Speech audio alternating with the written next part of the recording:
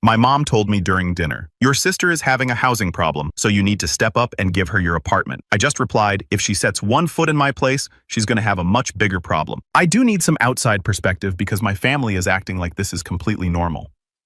I've been living in my studio apartment for 3 years now. It's 450 feet, which I know isn't huge, but it's perfect for me. I work as a software developer and make decent money.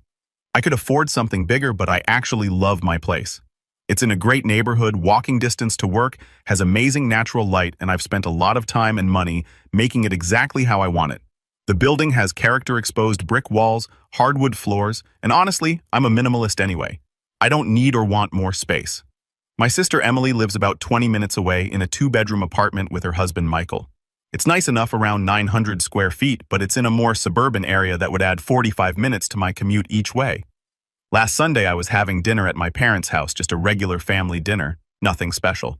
My mother, Patricia, suddenly announces that she's solved everyone's housing situation.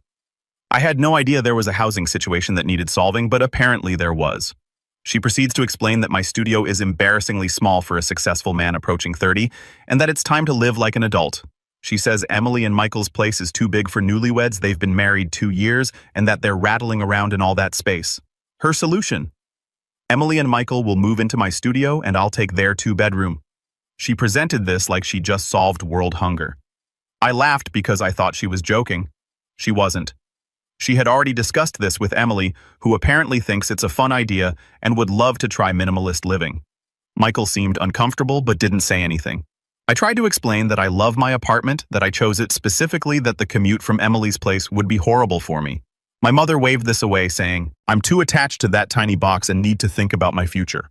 What future? I asked. When you meet someone, she said, you can't bring a woman back to a studio apartment. I'm not even dating anyone right now. And when I do date, no one has ever had an issue with my place. If anything, women seem to appreciate that it's clean, well decorated, and that I'm financially responsible enough to live below my means by choice. My father, Robert, just sat there reading his phone, occasionally making supportive humming noises when my mother looked at him. Classic dad. I told him absolutely not. This is insane and I'm not moving. My mother got this look on her face, the one she gets when she's decided something is happening, whether you like it or not. She said, we'll discuss it more later, and changed the subject. Since then, I've gotten 5 texts from my mother with listings for furniture that would look perfect in Emily's place. 3 calls from Emily asking when we should start planning the switch. 2 emails from my mother with moving company recommendations. A text from Michael saying, sorry bro. I tried to talk them out of it. I've responded to all of these with variations of I'm not moving, but it's like they're not even hearing me. Emily called yesterday to say mom is planning a packing party for next weekend. A packing party for a move I haven't agreed to. The craziest part is how they're acting like I'm the one being unreasonable. My mother told my Aunt Linda about this, and now I'm getting messages from extended family about how I should help my sister out and stop being selfish with all that convenient location. I don't understand what's happening. My sister doesn't need my apartment. She has a nice place with her husband. I don't need her apartment. I have a place I love. This makes no sense. Am I missing something here? Is there some cultural norm where siblings are supposed to trade housing based on square footage? Because that's insane, right? I'm at a loss. How do I get them to understand that no means no? The thing is, this isn't even the first time my mother has tried to reorganize our lives according to her vision. When I graduated college, she had already picked out a job for me at her friend's accounting firm, despite knowing I studied computer science. When Emily got engaged, Mom tried to convince her to postpone the wedding because Mercury was in retrograde or some nonsense. We've always just kind of worked around her eccentricities, but this feels different. This feels invasive in a way I can't quite articulate. I keep thinking about all the little comments over the years. Every time I had friends over in college, she'd apologize for my cramped dorm room. When I got my first apartment, a perfectly normal 1-bedroom, she spent the entire visit pointing out where I could fit more furniture. When I downsized to my current studio by choice, she acted like I'd announced I was moving into a cardboard box. But here's what really gets me. I love my life. I love waking up to the sun streaming through my east-facing window. I love that I can walk to the farmer's market on Saturdays. I love that my favorite coffee shop knows my order. I love that I've slowly become friends with my elderly neighbor Margaret, who shares her homemade cookies with me. I love that I can bike to work in 15 minutes. These aren't things you can just transplant to a different apartment. My coworkers think I'm overreacting. Just humor her. They say parents are weird about their kids' living situations, but they don't understand. If I give in on this, what's next? Is she going to decide my car isn't manly enough and arrange a trade with my cousin? Is she going to determine my wardrobe needs updating and show up with a personal shopper? The rental market in my area is insane right now. Studios in my building are going for 40% more than what I pay. I locked in my rate 3 years ago, and with rent control, I'm sitting pretty. Emily and Michael's place. Their rent is actually $600 more than mine, and that's not including the increased transportation costs I'd have. So this isn't even financially sensible. I've started documenting everything. The texts, the emails, the voicemails. Part of me feels ridiculous, like I'm preparing for some legal battle over apartment swapping, but another part of me genuinely worries about what lengths they'll go to. Emily mentioned she still has a key from when she helped me move in. I asked for it back and she laughed like I was joking. Update 1 week later. I can't believe I'm writing this update. I thought after my last post and everyone confirming that yes, this situation is insane, things would calm down. I was wrong. First, thank you to everyone who responded. You gave me the confidence to stand firm, and I needed that because things escalated in ways I couldn't have imagined. After my original post, I sent a group text to my mother, father, Emily, and Michael. I kept it simple. I want to be crystal clear. I am not moving. I am not switching apartments with Emily. This discussion is closed. Please respect my decision. The responses were something. Mom, we'll see about that smiling face with smiling eyes. Emily, don't be so dramatic, James. It'll be fun. Dad, thumbs up, Michael. No response. I thought that would be the end of it. I thought wrong. Saturday morning, 8 a.m. I'm drinking coffee in my boxers when I hear voices in the hallway. Loud voices, familiar voices. Then a knock on my door. No, not a knock, more like someone trying to break it down. I throw on pants and open the door to find my mother, Emily, and 3 moving guys with dollies and boxes. My mother is holding a clipboard and wearing what I can only describe as moving day casual, like she dressed for this occasion. Perfect. You're awake, she says, pushing past me into my apartment. We wanted to get an early start. The movers charge by the hour. I'm standing there speechless while these movers start looking around my apartment like they're sizing up the job. Emily's taking photos of my bookshelf to remember how to organize it in her new place. I finally find my voice and tell the movers they need to leave, that there's been a mistake. My mother interrupts and tells them I'm just nervous about change and to start with the bedroom. One of the movers, bless him, looks uncomfortable and asks me directly if I'm authorizing this move. I say absolutely not, and he tells his crew to hold up. My mother pulls out her phone and shows him something. I kid you not, she had created a fake email for me authorizing the move. She had somehow gotten into my old email account, probably because I used her maiden name as a security question like an idiot, and sent herself permission to move my belongings. The mover looks at me, looks at the phone, and says they need verbal confirmation from me right now, or they're leaving. I tell them to leave. My mother starts arguing with them about their unprofessional behavior and threatens to leave bad reviews. While she's distracted with the movers, I notice Emily in my bedroom actually putting my clothes in boxes. I run in and physically take the box from her. She looks at me like I've slapped her and starts crying about how I don't want her to be happy and how the studio would be perfect for her and Michael. I ask her why, if it would be so perfect. She hasn't mentioned this to me before Mom's announcement. She admits that Mom came up with the idea, but that once she heard it, she realized how much sense it made. Apparently, she and Michael have been feeling distant, and she thinks a smaller space would bring them closer together. I tell her that's not my problem, and she needs therapy, not my apartment. She runs out crying. The movers have left by this point, and my mother is standing in my living room, arms crossed, giving me the silent treatment. Then she hits me with this. I already told the building manager. You're moving out. Emily and Michael are on the lease starting next month. My blood goes cold. I ask her to repeat that.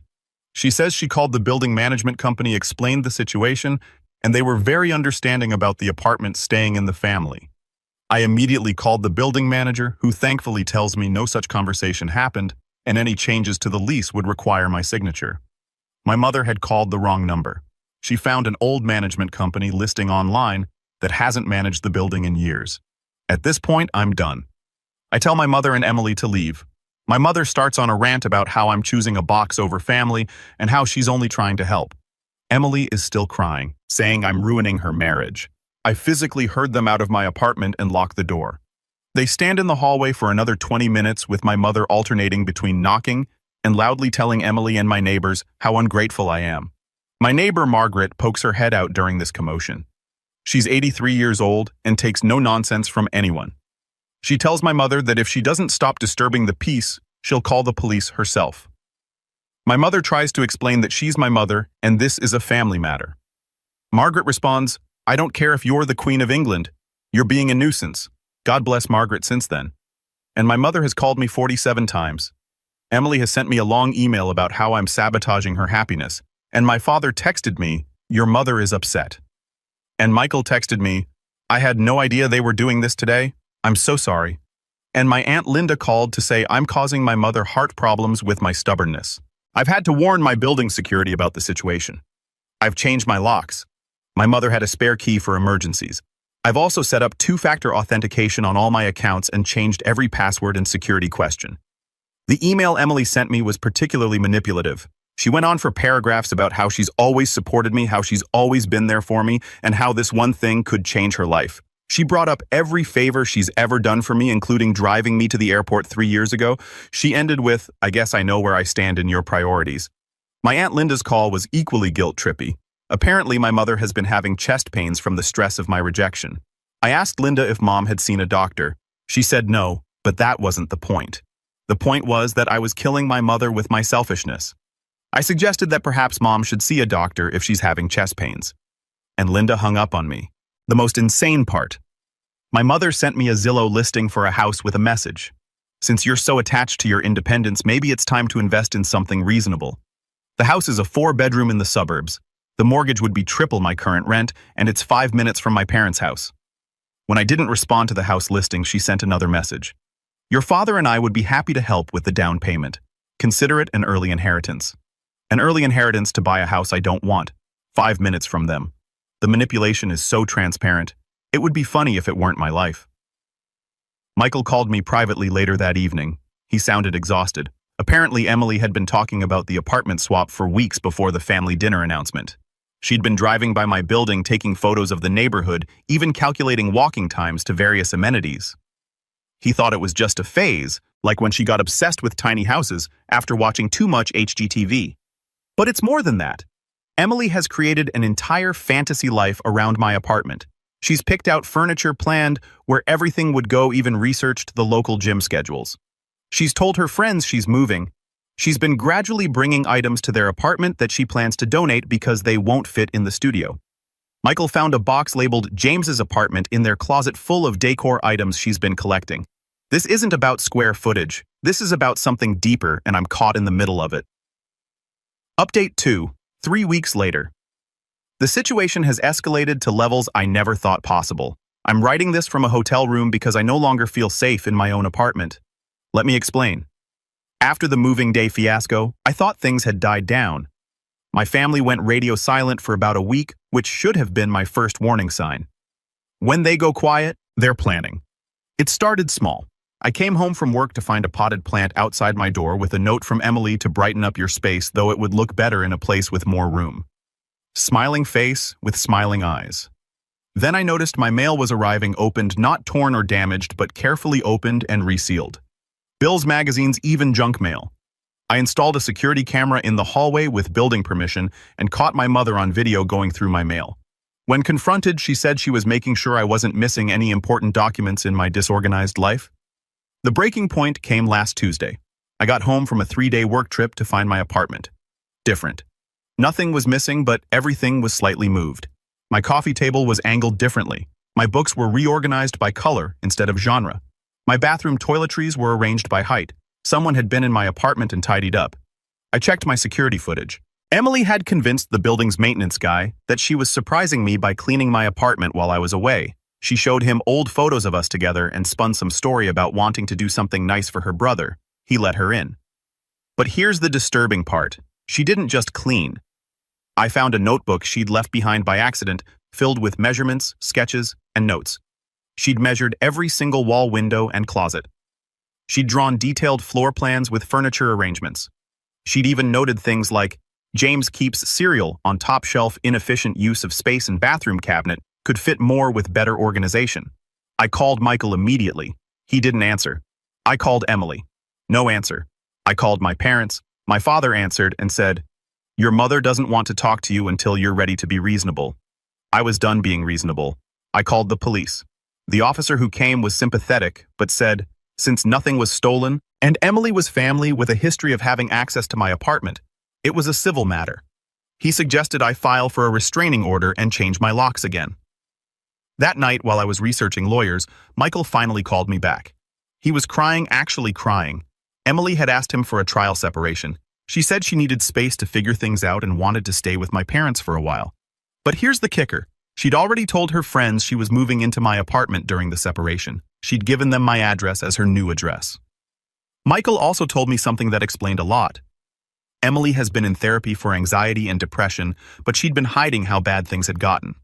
The apartment fixation was apparently a form of control-seeking behavior. She'd convinced herself that if she could just live in my perfect space, her life would be perfect too. I felt bad for her. I really did. But my sympathy evaporated the next morning when I woke up to 47 missed calls and a voicemail from my building manager. Someone had called claiming to be me and tried to add Emily to my lease over the phone. When that didn't work, they'd shown up in person with forged documents. The person, my mother, she'd actually hired someone to forge my signature on lease modification papers. That was it. I packed a bag and went to a hotel. I couldn't stay in an apartment where I felt under siege. I hired a lawyer that afternoon. Here's where things stand now. I filed for a restraining order against both Emily and my mother. The building has banned them from the premises and has their photos at the security desk. I'm having my locks changed to a high security system. The lawyer is sending cease and desist letters. I've had to take time off work to deal with this mess. The family explosion has been nuclear. My extended family is split. Some think I'm overreacting by involving lawyers. Others, including Margaret, bless her, think I waited too long. My cousin Nathan called to say, my mother is telling everyone I'm having a mental breakdown, and that's why I'm lashing out. My father, in a rare moment of spine, left me a voicemail. James, I'm sorry. I didn't know about the forged documents. That's too far. I'm staying with your uncle for a while. Emily sent me one last email before the restraining order was filed. I just wanted to understand why you're so happy, and I'm not. I thought if I could live your life, I could feel what you feel. I know that sounds crazy now. I'm getting help. I want to feel sympathy for her, but I'm too angry and exhausted. She and my mother violated my privacy, my security, and my peace of mind. They turned my safe space into a source of anxiety. Update 3, 1 month later. This will likely be my final update. The legal dust has settled and I'm trying to move forward with my life. The restraining orders were granted. The judge was particularly concerned about the forged documents and the pattern of escalation. My mother and Emily are legally required to stay 500 feet away from me and my residence for the next year. The family fallout was swift and brutal. My mother tried to contest the restraining order, claiming it was all a misunderstanding and that she was just helping her children. The judge didn't buy it, especially after seeing the security footage and forged documents. Emily didn't contest hers. Through her lawyer, she submitted a statement acknowledging her behavior was inappropriate and that she was seeking intensive therapy. She's been diagnosed with severe anxiety disorder and something called displacement fixation, where she projected all her life dissatisfaction onto the idea of my apartment. Here's what I learned through the legal process. And my mother had been planning the apartment swap for over a year. As she'd been slowly poisoning Emily against her marriage, suggesting Michael was holding her back, as she'd convinced Emily that I was unhappy in my studio, but too proud to admit it. And the end game was to have Emily leave Michael and move into my apartment while I would move closer to my parents. And my mother had already been showing my future house to her friends as if I'd already bought it. The most disturbing revelation came from Michael. Emily had found journals my mother kept about her life plans for both of us. Apparently, my mother had my entire life mapped out. When I should marry at 32, who I should marry someone from our church, how many kids I should have 3, and where I should live that 4-bedroom house 5 minutes from them. Emily's breakdown wasn't just about the apartment, it was about realizing how much of her life had been orchestrated by our mother. The apartment swap was supposed to be the first domino in a series of life changes my mother had planned for both of us. My father filed for divorce 2 weeks ago. He's been staying with my uncle and attending therapy. He called me last week to apologize properly. He admitted he'd been enabling my mother's behavior for years because it was easier than fighting her. He said the forged documents were his breaking point. He couldn't pretend anymore that her behavior was just quirky or caring too much. Michael and Emily are trying to work things out. With my mother's influence removed and Emily in proper therapy, they're slowly rebuilding. Emily hasn't contacted me directly restraining order, but Michael says she's genuinely remorseful and understanding of why I needed legal protection. The extended family is still divided. Some relatives think I've destroyed the family. Others have reached out with their own stories about my mother's controlling behavior over the years. Apparently, I'm not the first family member to need legal intervention, just the first to follow through. As for my apartment, I'm still here. I've added more security measures and honestly feel safer than before. Margaret has become my unofficial building guardian, keeping an eye out for any suspicious activity. She also makes sure I'm eating properly, which is oddly comforting. I've been in therapy myself to process all of this. It's helping me understand how abnormal my family dynamics were and why I normalized so much toxic behavior. My therapist says my strong reaction to the apartment situation was actually my subconscious recognizing a line that couldn't be crossed. Last week, I got a letter forwarded through my lawyer. It was from my mother. She wanted me to know that she's forgiven me for the restraining order and will be waiting for me to come to my senses. She also mentioned that the house near them is still available if I'm interested. I didn't respond. I'm dating someone now. Nothing serious yet, but it's nice. When I told her abbreviated version of the story, she said, "So, you're telling me you stood up to your entire family to protect your boundaries and independence? That's actually really attractive. So maybe something good came out of this mess after all." Final update. 3 months later. I wasn't going to update again, but something happened that I think provides real closure to this bizarre chapter of my life. Emily's restraining order expired. She didn't violate it once, and her lawyer successfully petitioned for early termination due to her ongoing treatment. She reached out through Michael first, asking if I'd be willing to meet in a public place with her therapist present. I agreed partly out of curiosity and partly because I needed closure too. We met at a coffee shop downtown. Emily looked different, calmer, more centered. Her therapist, Dr. Rodriguez, was a no-nonsense woman who immediately set boundaries for the conversation.